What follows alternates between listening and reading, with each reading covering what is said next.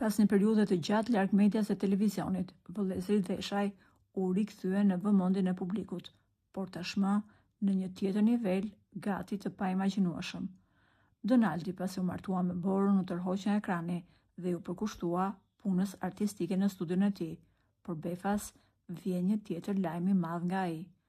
Donaldi tashmë në rolin e biznesmenit ka hapur një nip në QKB dhe ka dorëzuar në tavolinën e Edi Ramës projektin për një kull 35 kate në qytetin e Vlorës.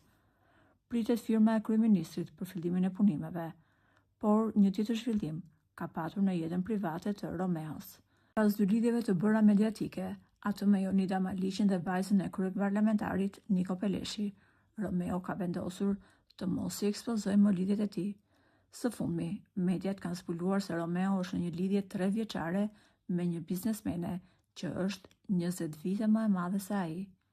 E dashura e Romeos ka 2 kompani të mëdha në fushën e përpunimit të drurit. Madje ka vendosur ta mbështesë financiarisht, duke i hapur atij një media dhe duke u bërë sponsorja kryesore në median e Romeos.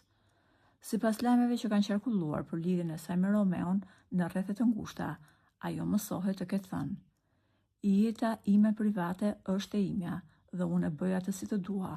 Lekët e mia i shpenzoj si të dua dhe me këtë dua. Për sa kohë që unë ndihem e lumtur dhe e plotësuar, nuk më intereson asgjë se çfarë thuhet për mua. Njerëzit çdo gjë e lidhin me lekët, por janë disa momente që përjeton njeriu që nuk kanë asnjë lloj çmimi." Vlen të theksojmë se Romeo ka qenë në qendër të vëmendjes mediatike, edhe për faktin që ai lidhet me partnere më të mëdha se ai në moshë.